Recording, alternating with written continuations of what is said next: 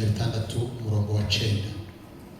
Turasoma Petero wa mbere igice cya 2 umurongo wa 11. Undi muntu witeguye udusomere mu gitabo cy'imigani igice cya 16 umurongo wa 9. Dusome mu izina rya Yesu. Bakundwa ndabahugura ubwo muri abasuhuke n'abimukira kugira ngo mwirinde irari ry'imibiri ry'uburyo bwinshi rirwanya ubugingo. Amen.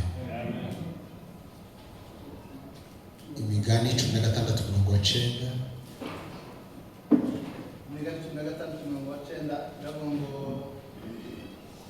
umutima w'umuntu utekereza urugendo rwe ariko iteka n'uyobora intambwe ze. Amen. Subiramo.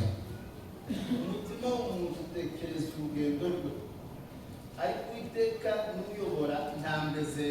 Amen. Amen.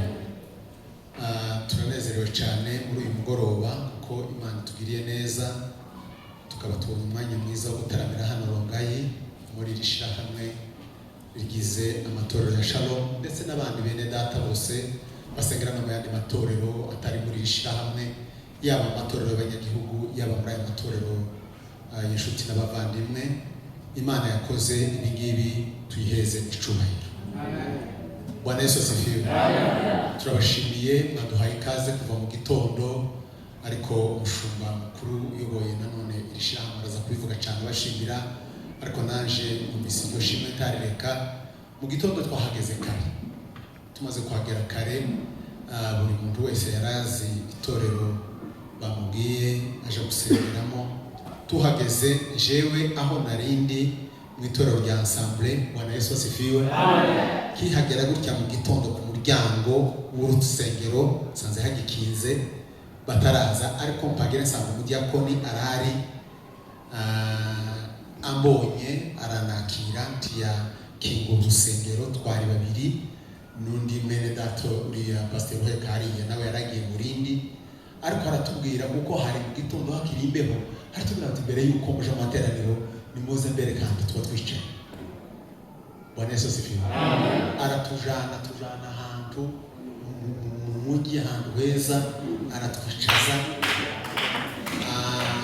agura icyayi n'ibindi bijana n'icyayi aratwakira.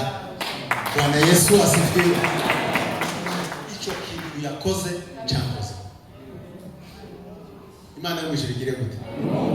Imana y'umujiri umuhereza umugisha. Tiyarize itegeko rya pasiteri bavuge ngo ese bimize bite? Oya, wenyine aravyibwiriza aravuga ngo ngomba gutanga ituro hakiri kare, ituro rya mu gitondo cya kare. Amen. Haleluya. Tuja mu materaniro tumeze neza, imbeho twari dufite azasara. Bwana Yesu asifiwe.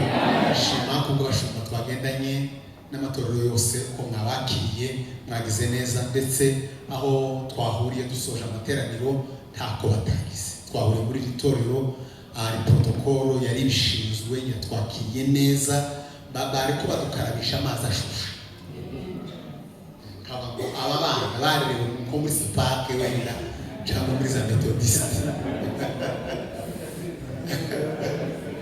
Ari ikintu cyose gakiza kivugiraho cyavu uvuze nabi ba yego amazi ashushe turabanje n'abandi babo nikaho bakoreye ku murimo barabizi.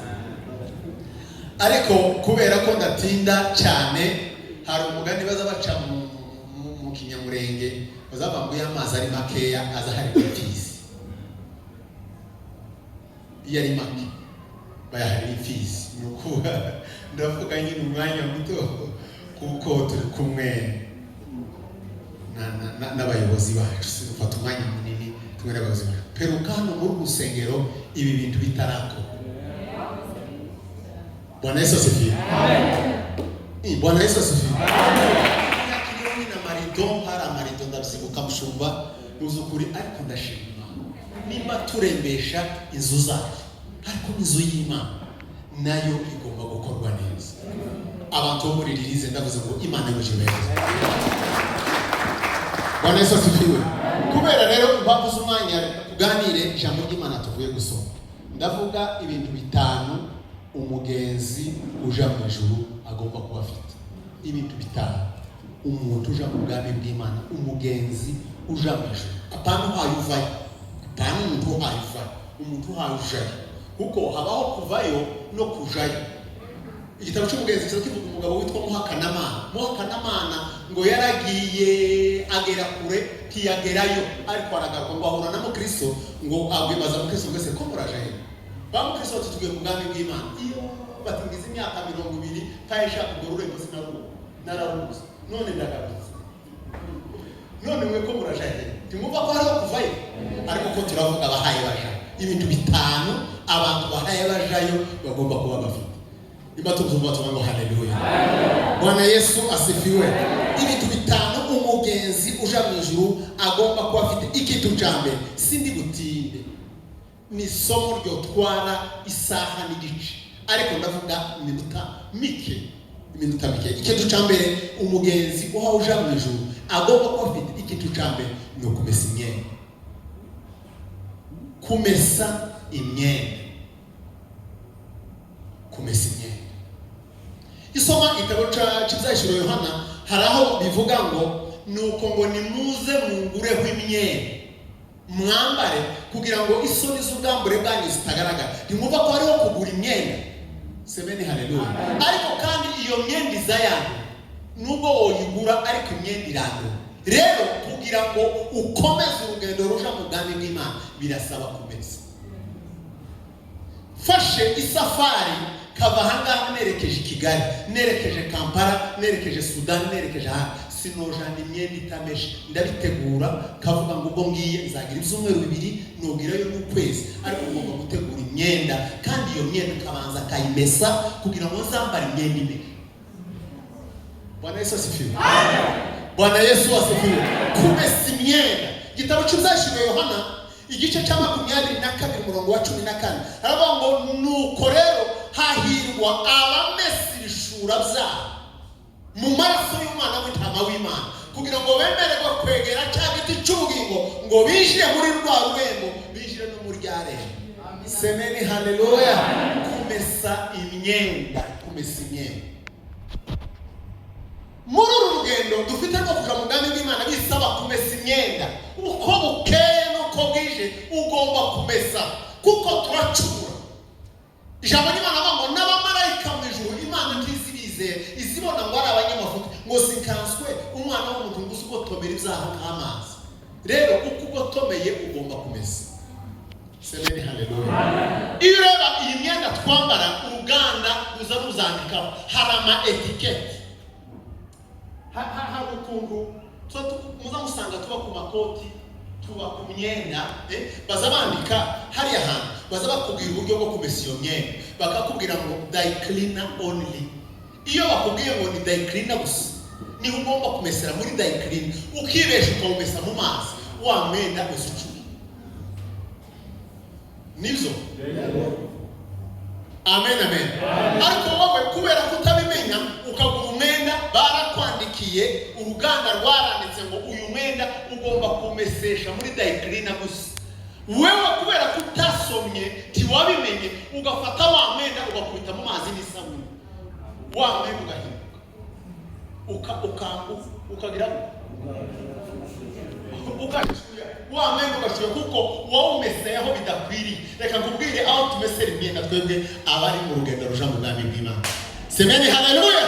Aho tumesera imyenda ni mu maraso y'Umwana w'intama w'Imana.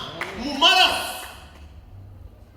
Yewe Gorigota sinzabibagirwa, yewe Gorigota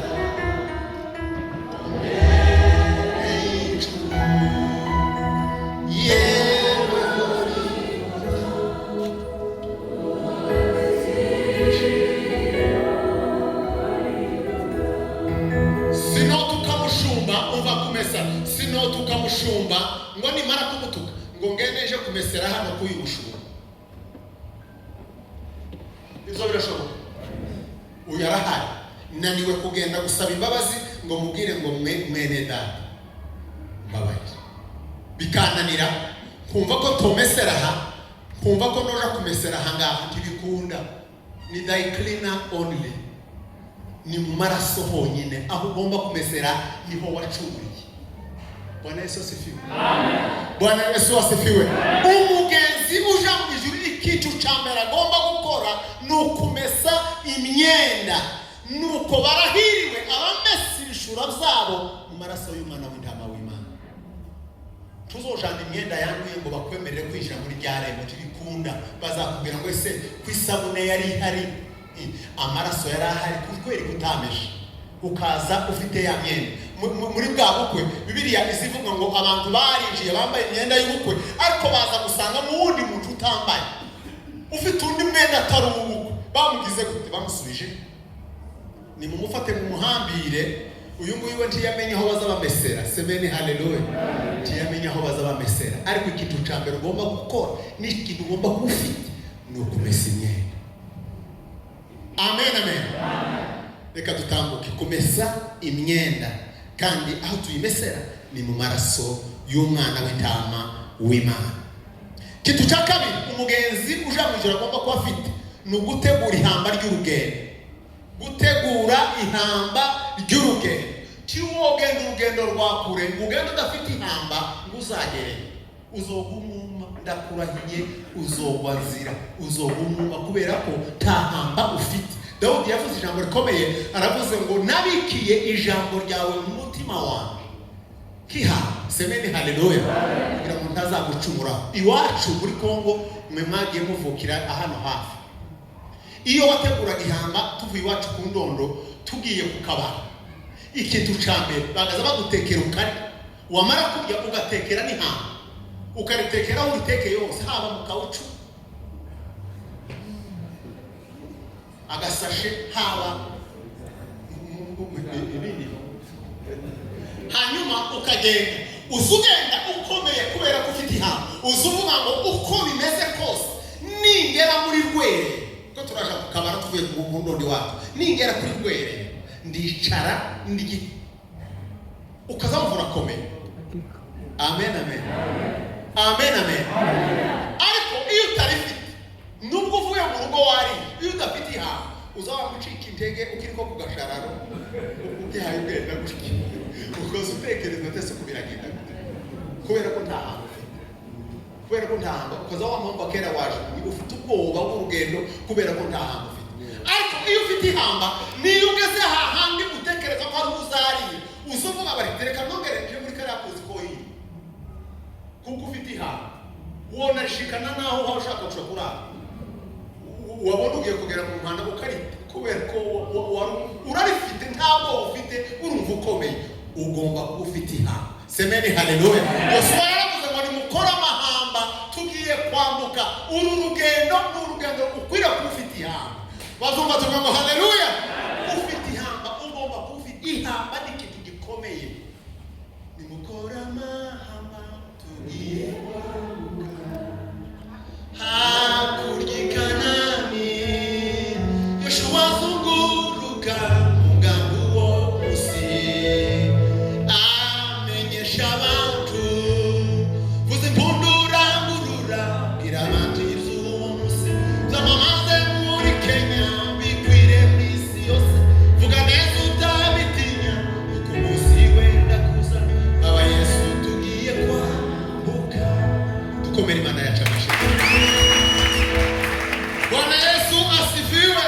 Ugomba kuba ufite ihamba. B'abakobwa 10 dusoma mu gitabo cya Matayo, Bibiliya zivuga ngo 5 bari abafu, abandi 5 bari abanyabwenge, kandi bose bari 10 bari bahuriye ku bintu byinshi. Bose bari abakobwa, icyo ni kimwe. Amen, amen. Bose barasiziye, bose bari mu gicuku, bose bari bategereje, bose barasiziye, bose bumvise agasaku. Ariko icyo bari batandukaniyeho, bamwe bari bafite ihamba, abandi nta hamba bari bafite. Bamwe bari bafite amavuta, abandi nta mavuta bari bafite. Ariko muri uru rugendo kugira ngo uzarushobore, semeni haleluya, ni uko ufite ihamba. Uzucukuta umubiri wawe ni nk'itara. Ese iri tara rifite ihamba. Iri tara mfitemo ihamba, mfitemo ibizantunga. Yesu yatsinze Satani kubera ijambo yari afite. Yesu atangira kuvuga ngo nimba uri Umwana w'Imana, hindura iri buye ribe umutsima urye. Yesu akamubwira ngo biranditse. Umva ihamba ufite Semeni haleluya. Ihamba mfite si umutsima uyu. Umuntu iyo tumwana umutsima gusa ahubwo ngo azatumwa n'ijambo ry'Imana. Ugomba kuba ufite ihamba, uzatsinda Satani, uzatsinda urugamba, uzatsinda intambara kubera ihamba ufite. Uru rugendo ugomba kuba ufite ihamba. Ikintu cya gatatu ni ukwita ku ntego ikujana. Kwita ku ntego ikujana. Ntiwapfa kuva mu rugo ngo usohoke utaziyuje. Navuye iwacu nzikonje hano. Kwita ku ntego ikujana. Ariko nubona usohoka mu hantu uzuhura nawe ukamwanga ngo sugiye ngo ta umuntu usohoka mu nzu akamasohoka mu nzu akagenda wahura nawe kurajahe bati ntaho nyine nusohoka udafite yuje abafite iyo bazakujana nibyo bazadeviya urugendo rwawe kuko wowe urasohoka utaziyuje. Kwita ku ntego ikujana. Bwana Yesu asifiwe. Bwana Yesu asifiwe. Hari umugabo w'umwaskofu witwa Metusela Nyagwasa mu Tanzania. Ni umwaskofu afite imyaka 90 irenga hafi n'itatu. Niwe wanditse igitabo cyitwa Mifano Hai. Reka mbabwire ikintu yanditse. Bwana Yesu asifiwe. Yaravuze ngo mu gihugu kimwe cyari kirimo umugabo w'umwami. Uwo mugabo w'umwami yabyaye umwana w'umukobwa umwe w'ikinege. Nta mukuru we, nta murumuna we, nta musaza we, yari umwana w'ikinege. Hanyuma wa mwana ageze igihe cyo gutangira ishuri, umwana arangamuje we ntabwo azi. Ishuri ngo bazabagenda ku kibaho bambwire ngo rimwe guteranya na rimwe kubara gutya o nje ntabwo ziga. Amashuri ziga ni amashuri yo kwiruka. Gusa wa mwana w'umukobwa atangira kwiruka akiri muto, niyo yari amashuri ye. Iwe ntiyigeze aje mu ishuri kwiga. Ariruka saa sita akagaruka karya, nimugoroba agasura akiruka, nimugoroba akagaruka, mu gitondo akagenda agaruka, no kwiruka gusa. Ageze igihe cyo kurambagizwa, ageze igihe cyo gushakwa, imyaka 18, yari mwiza, yari uw'ibwami, yari afite byose. Ageze igihe cyo gushakwa, uwo mugabo yaranditse aravuga ngo ise w'umukobwa umwami ngo aravuga ngo jewe ndashaka abahungu baza kurambagiza umwana w'umukobwa kandi nta nkwano ukeneye, ahubwo umuntu uzajana n'umwana w'umukobwa ni umuntu uzi kwiruka.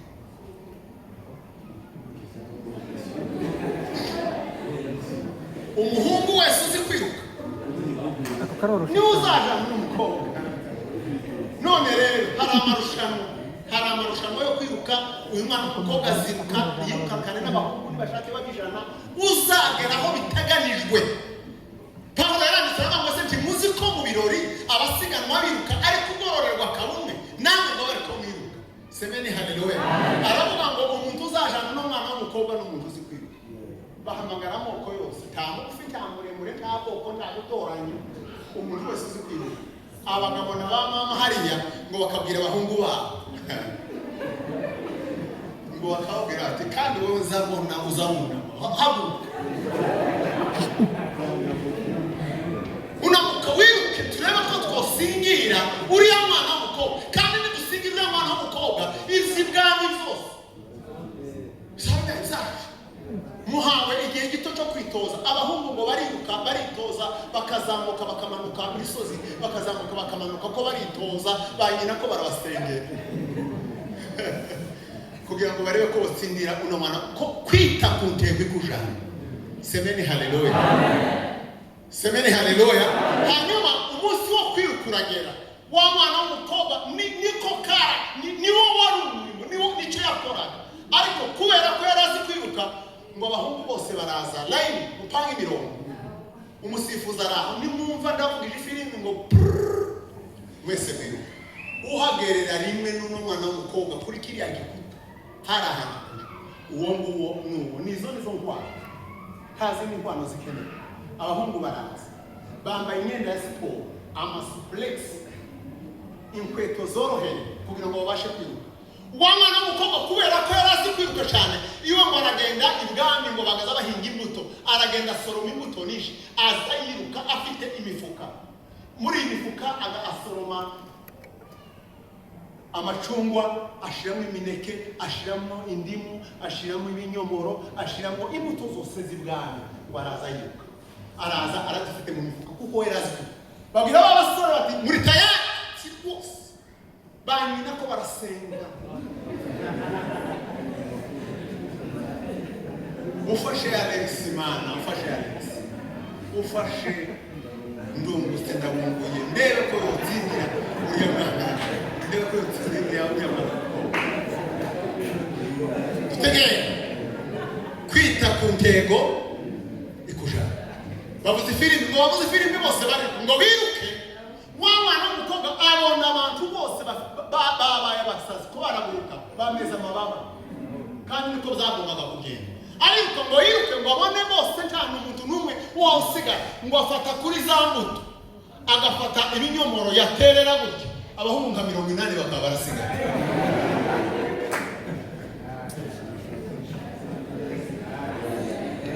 Kabirasigaye wo bitakunje bikujanye ugatangira gutonora imineke n'ibinyomoro bakaba barasigara uko ntubwiye asigara. Ari yagera imbere yabona abandi basaze agafata imineke agaterera yaterera abandi 40 bakaba barasigara. Yakakomeza yazana izindi mbuto agaterera abandi bagasigara abaterera abandi ariko muhaza gusigara umuhungu w'igitangaza kwita ku ntego ikujanye. Amen, amen. Haravuga ngo jewe ntabwo naje gushaka imineke iribwa. Amen, amen. Yaterera wa mwana w'umuhungu ntato, yamuterera ntagira icatoro, yaterera ntato ngo bariruka bahagerera icari na wa mwana w'umuhungu. Wa mukobwa ngaramubwira ati bizuka agwa hasi yubamye yashitego aramubwira ati bizuka ni wewe ubaye umugabo waje. Reka nkubwire umunsi Yesu avuze ifirimbi ku musaraba ngo byose birarangiye. Murabyumva? Niwo munsi dutangira kwiruka kandi twirukankana n'umukobwa witwa Satani iyo abonye wamaramaje azaterera ikintu cyitwa urugambo. Iyo atereye urugambo gutyo igitabo cy'Abagalatiya havuga imbuto z'umwuka n'imbuto za kamere. Sivyo? Satani nizo azirukankana za kamere. Iyo atereye urugambo gutyo abantu nka 80 bazabasigara. Yego yatereye ishari. Iyo atereye ishari gutyo abantu nka 100 bazabasigara. Yatereye ubwibone abantu nka 100 bakaba barasigara. Yaterera bagasigara. Ariko hahirwa umuntu ufite intego y'ubwenge. Semeni haleluya. Semeni haleluya. Reka kureba kuzo Satani ajugunya.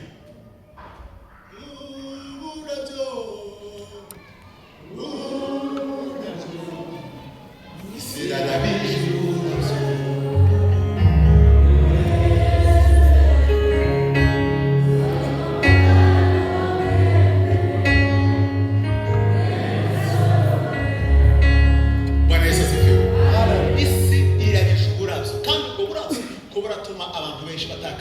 Intego y'ubwenge. Ariko dutumbire Yesu wenyine niwe banze byo kwizera. Reka kureba ibi. Semeni haleluya. Tumbira Yesu wenyine niwe banze byo kwizera. Kwita ku ntego ikujana. Chaka gukunda abo gufatanije urugendo. Uru rugendo tiwogenda wenyine uzashobora. Ruragoye birasaba gukunda abo gufatanije urugendo. Zaburi 133 iravuga ngo dorere ibyiza n'iby'igikundiro ko bavandimwe babana bahuje. Bimeze nk'amavuta y'igiciro cyinshi yasuzwe ku mutwe warone agatembera ku misozo y'imyenda ye. Urugamba tiwurutsinda wenyine birasaba ko mufatanya n'abandi. Nimba uhamagariwe kumuririmba tiwuririmba wenyine. Reka ngubwire tiwuririmba wenyine. Tuwocuranga uririmbe soprano, uririmbe tenare, uririmbe base, ukondi itewe perezida, umujyanama wenyine cyo ubishobora. Ariko bariya kiriya gikundi dukunde abo dufatanije urugendo. Mose yatsinze urugamba kubera Aroni na Huri. Semeni haleluya. Ngo rwari rwamunaniye urugamba runanira Mose birananirana. Baravuga ngo tubashize abantu baratunaniye aduyasa. Ariko kubera abo bafatanije urugendo Aroni baturuka uruhande rumwe, Huri nawe baturuka uruhande ngo bazamura amaboko ya Mose batsinda urugamba. amaboko yawe akeneye kuzamurwa n'abandi. Semeni haleluya. Amaboko y'umushumba ntiyo bishobora. Nimureke turamira amaboko y'umushumba tuzamure. Umushumba nazamura amaboko y'abayoboke. Reka nkubwire hari igihe Imana ihamagara umwana muto mu materaniro akazamuka ari igitangaza, Imana ikamuzamura, yafata mikoro yaririmba amateraniro agafashwa. Ariko kubera ko twebwe twenyine twe twirwanya, kondigitera akavuga ngo uriya mwana muzamure mu mikoro. Dukunde abo dufatanije urugendo. Semeni haleluya. Aho gushigikira iriya mpano y'uriya mwana ugasanga nitwe duha tuyizi tukayisi ngo kandi uriya mwana w'amasengesho uriya azakura, ukumva ko aho kumushigikira ugatekereza ko aje kugukuraho gute. Haje kugukuraho waretse washigikira iriya mpano. Gukunda abo dufatanije urugendo. Icya gatanu cyo cya nyuma no kwihanganira ibigeragezo. Muri uru rugendo birasaba kwihanganira ibigeragezo. Yakobo yaranditse aravuga ngo hahirwa umuntu wihanganira ibimugerageza, namara kwemerwa azahabwa ikamba. Kwihanganira ibigeragezo. Twakire ijambo ry'Imana.